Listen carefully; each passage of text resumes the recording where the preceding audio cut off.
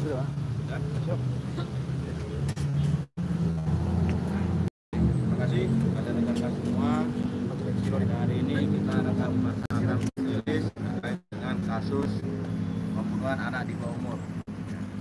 Pada saat ini kita sudah menetapkan satu orang tersangka berdasarkan hasil gelar yang dilaksanakan pada hari Minggu kemarin. Ya, kita menetapkan satu orang tersangka dengan inisial PA usia 37 tahun. Kita tetapkan tersangka. Yang awalnya status tersangka ini adalah sebagai saksi. Berdasarkan hasil temuan terbaru bahwa hasil pemeriksaan terhadap adik korban Stein ini mengarah kepada tersangka. Ya, pada awal kejadian di mana adik korban ini Stein ini masih mengalami trauma, kita meminta bantuan kepada LPA Kota Bima untuk melakukan pendekatan secara psikologi, secara psikis. Lalu pendekatan dan alhamdulillah pada hari Rabu minggu kemarin adik korban sudah mulai bisa bercerita, menyampaikan apa yang terjadi dan apa yang dia saksikan secara langsung. Ya, sehingga kita meminta bantuan dari LPA untuk pendampingan dari tim psikologi, sehingga tim dari LPA menuju tim psikologi dan kita lakukan pemeriksaan terhadap adik korban. Nah, ternyata dari adik korban ini mengetahui seluruh kejadian. Ya, karena kebetulan adik korban ini posisinya adalah berada satu kasur dengan korban dan tersangka. Di mana pada saat ini, saat kejadian itu adik korban sedang istirahat atau sedang tidur. Ya, ketika terjadi pemerkosaan, di tengah-tengah adik korban ini bangun dan melihat apa yang terjadi kejadiannya sampai dengan melihat kakaknya ini ataupun korban ini sampai dengan digantung. Dan kemudian korban ini setelah melihat tersangka pergi, setelah menggantung pergi ke tempat kos-kosannya, baru adik korban ini berani keluar dan menangis dan memberitahu sambil menangis dan bertemu dengan saksi yang ada di depan kos-kosan. Sekian itu yang saya sampaikan, tindak lanjut ataupun perkembangan dari kasus pembunuhan tersebut. Terima kasih. Barang bukti yang disita? Barang bukti yang disita ini ada berapa yang kita bisa lihat sendiri. Kemudian bantal, kasur, tempat terjadinya kejadian, kemudian baju dan celana korban, kemudian tali jemuran dan juga kain yang digunakan untuk pengikat sebagai penggantung dari korban. Itu barang bukti yang kita amankan. Selain itu barang lain yaitu berapa contoh yang sudah kita kirim ke Puslapor untuk kita tunggu hasilnya lebih lanjut. Oke, selain dari satu yang mengetahui kejadian itu, apakah ada saksi petunjuk lain berkuat? Saksi-saksi lain yang berkuat yaitu yang pertama adanya saksi yang kebetulan berada di dekat pintu gerbang yang mendengar pintu kos-kosan korban ini ditutup, kemudian tidak lama adik korban keluar dan menangis. Gitu. Dan kemudian selain itu ada lagi alibi waktu. Berdasarkan dari timeline yang kita gelar, kita melihat ketepatan waktu mulai dari tersangka pulang ke kos-kosannya, kemudian orang tua korban pergi keluar, kemudian korban membeli makanan di warung sampai dengan berapa waktu yang telah kita periksa. Dari timeline tersebut, alibi waktu menunjukkan bahwa tersangka ini merupakan terduga kuat sebagai tersangka. Sehingga tambah lagi dengan saksi kunci dari adik korban ini, sehingga meyakinkan penyidik untuk menetapkan saksi ini tingkat statusnya tersangka, yaitu PA ini. Apakah pengingkaran dari tersangka ini tidak menjadi kendala spesial buat polisi dalam meneruskan kasus ini sehingga dia ditetapkan sebagai tersangka? Keterangan dari tersangka ini itu tidak berpengaruh, mau dia menyangkal atau mengakui, karena yang kita buktikan di sini adalah bukti-bukti pendukung seluruhnya, mulai dari saksi-saksi dan juga nanti alat bukti lain, yaitu hasil dari visum dan juga nanti hasil dari puslapor ini akan kita gunakan sebagai bukti-bukti untuk pendukung seluruhnya. Artinya sampai hari ini pelaku belum mengakui. Sampai dengan hari ini hasil pemeriksaan terhadap tersangka masih belum mengakui. Nanti akan kita coba periksa lagi lebih dalam lagi untuk pemeriksaan tambahan. Nah, nantinya akan lebih lanjut di strateginya akan disiapkan oleh penyidik. Artinya tingkat penyidikan hampir mendekati clear. Untuk penyidikan hampir mendekati clear, kita tinggal menunggu satu lagi alat bukti lagi yang mendukung lebih kuat lagi, yaitu hasil forensik nantinya. Hasil dari puslapor. Target penanganan kasus ini mulai dari tingkat penyelidikan ke penyidikan sampai kapan dan kemudian akan dijelaskan. Alhamdulillah untuk penyidikan ini mengungkap seluruhnya memang kita memakan waktu, tapi termasuk cepat juga.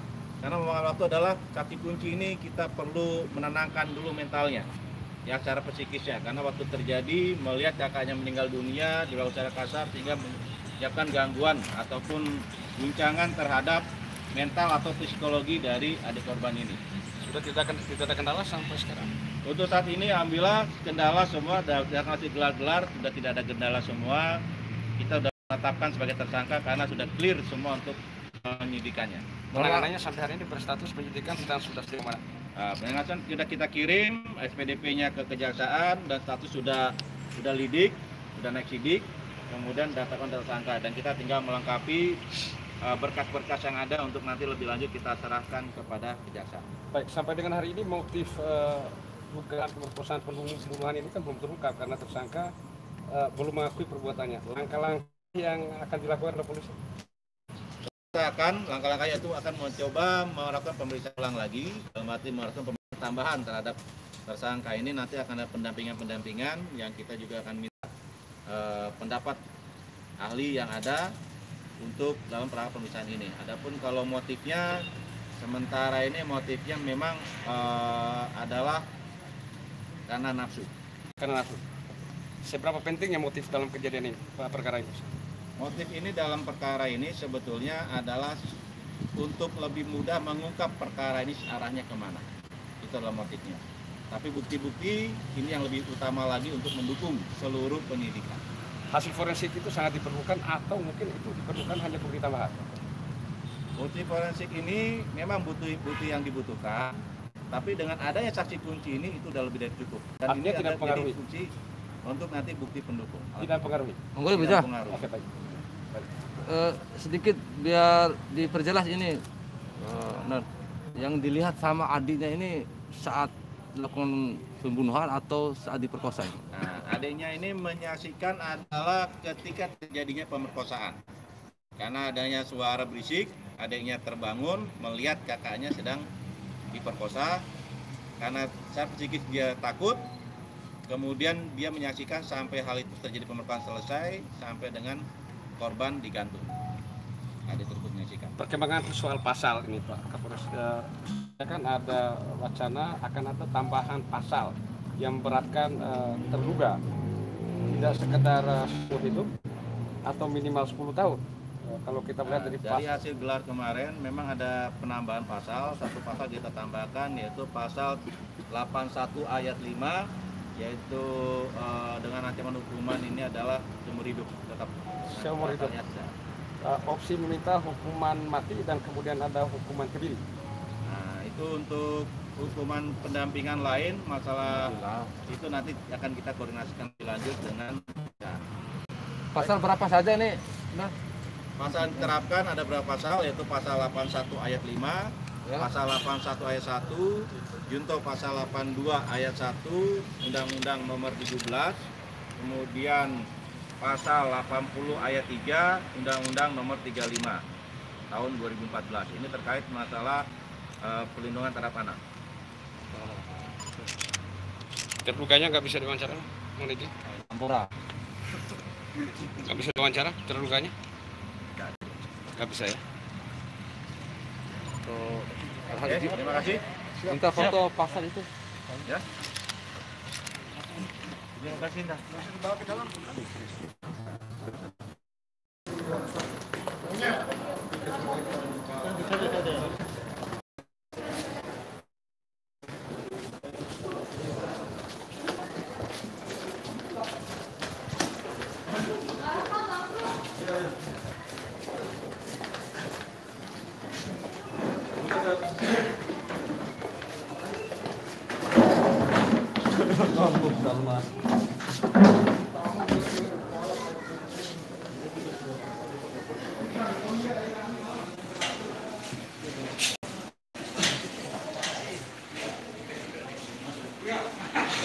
Putri,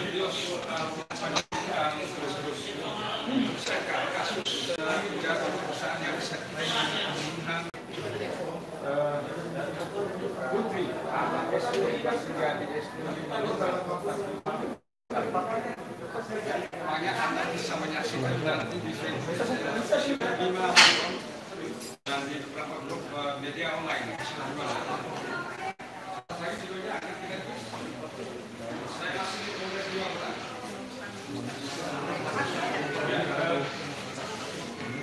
Bagaimana terduga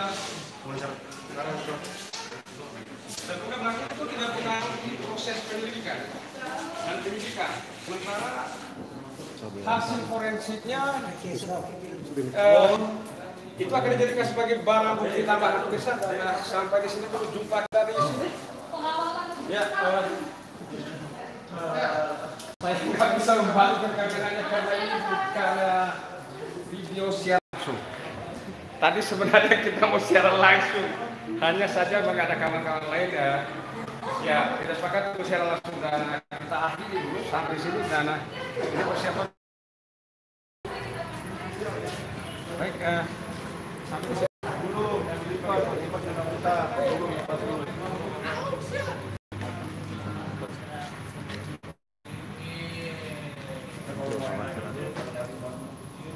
Saya wawancara tinggal lihat foto ya.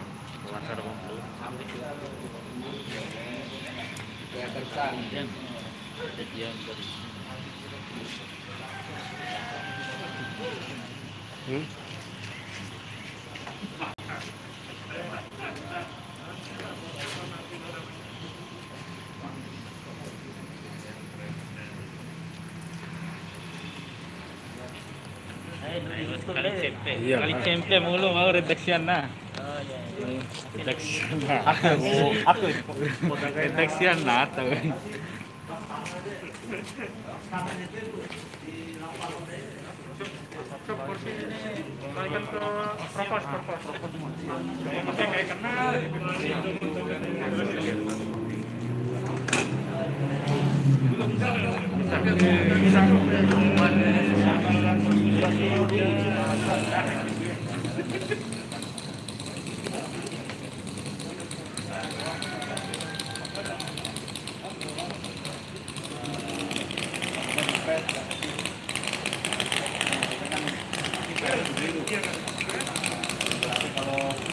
Kamera itu kan kamera 20 megapiksel, kamera 10 megapiksel.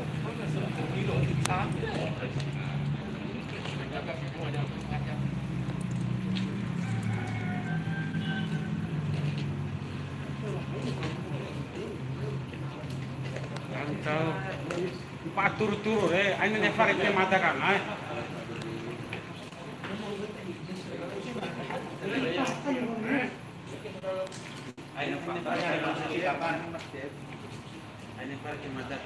Brija. Oh Brija.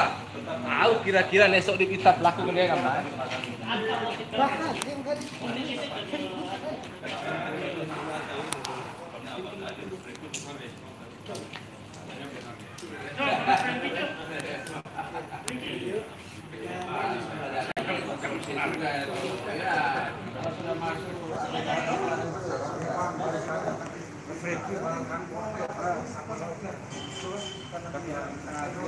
Lanjut.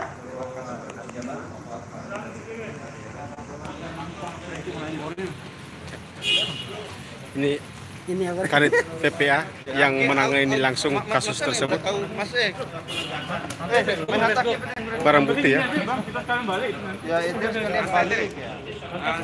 Atas video oke. Cup. Atau di lobi oke, bukan di lobi awal, betul lobi. Kali ini ya. Kalau ke meja jauh. Ide. Menonton Bali ini di Bali. Ya ramai bro. Kami.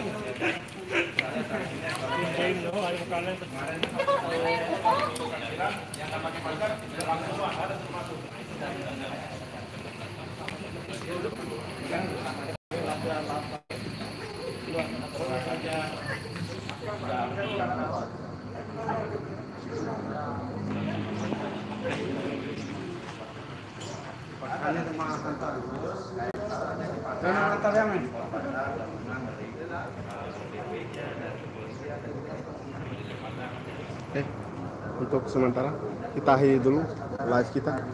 Lebih dan kurang mohon maaf, semoga informasi ini berharga untuk sobat Kopalo Mojo dimanapun Anda berada.